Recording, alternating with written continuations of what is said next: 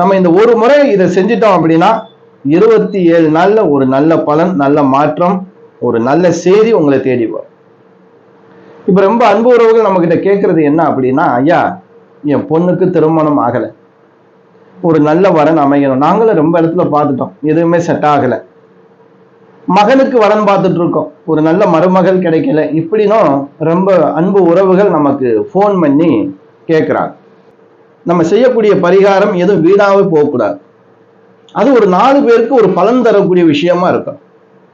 இப்ப இதுல நம்ம தமிழ்ல போட்டிருப்போம், வாழை மரம், தென்னை மரம், அதாவது வாழைக்கன்று, தென்னங்கன்று. இதைத்தான் நம்ம பரிகாரத்துக்கு பயன்படுத்த போறோம். இதை எப்படி பயன்படுத்துறது, இதை எப்படி நம்ம அந்த தானமாக கொடுக்கக்கூடிய நாள், அந்த ஓரை, இதெல்லாம் நம்ம பார்க்க போறோம். இப்போ வாழைக்கண்டு கிடைச்சது அப்படின்னா நீங்க என்ன செய்யுங்க, நீங்க பிறந்த கிழமை இருக்கு இல்லையா, நீங்க பிறந்த கிழமைன்னு ஒண்ணு இருக்கு. உதாரணத்துக்கு ஞாயிற்றுக்கிழமை பிறந்திருக்கு. இந்த ஞாயிற்றுக்கிழமையில இருந்து உங்களுக்கு 5வது கிழமை என்ன கிழமை வருதுன்னு பாருங்க. உதாரணத்துக்கு ஞாயிறு 1, திங்கள், செவ்வாய், புதன், வியாழன்.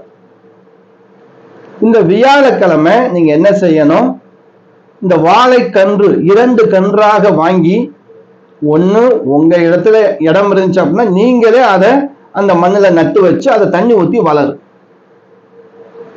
இல்லைங்க நான் தானமா கொடுக்கணும், ஏன்னா தானமா இன்னொருத்தவங்களுக்கு கொடுக்க ரொம்ப விசேஷம்.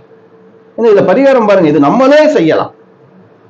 இன்னொருத்தவங்களுக்கு கொடுக்கும்போது அது சரியா அவங்க அதை பராமரிப்பாங்களா அப்படின்னு நீங்க ஒரு முறை பார்க்கணும். வாங்கி தூக்கி போட்டுலாம் போயிடக்கூடாது. இல்ல கோவில்கள்ல இது போல தோட்டங்கள் இருக்கும், கிராமப்புறங்கள்ல கண்டிப்பாக இருக்கும். சிட்டியில தான் வைக்கிறதுக்கு இடமே இருக்காது, வீட்டுல கூட வைக்கிறதுக்கு இடம் இருக்காது. அதனால பாத்துக்கிறது.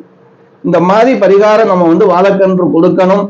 நீங்க ஒரு ஞாயிற்றுக்கிழமை உதாரணத்துக்கு பிறந்திருக்கீங்கன்னா அது 5வது கிழமையை நீங்க பயன்படுத்திக்கிறது. அந்த கிழமை நாள்ல ராகு காலம், யமகண்டம் இருக்கக்கூடாது. இந்த நேரத்தை மட்டும் நீங்க பார்த்தா போதுமான விஷயம். முடிஞ்ச வரைக்கும் காலையில் சூரிய உதயத்திற்கு பிறகு ஒரு 10 மணி 11 மணிக்குள்ள, அதாவது உச்சி காலம் வர்றதுக்குள்ள நீங்க இந்த தானத்தை கொடுக்கணும். இல்லை நீங்களே அந்த கன்று வாங்கி உங்களுடைய இடத்தில் நட்டு வைத்து அதை தண்ணி ஊற்றி வளர்க்க வேண்டும். 2 கன்றாக கொடுக்க வேண்டும், ஜோடியாகத்தான் கொடுக்க வேண்டும். இந்த வாழைக்கண்ணை நம்ம தானமாக கொடுத்தாலும் அவங்க அதை நட்டு வச்சு அதை வளர்க்க ஆரம்பிக்கணும்.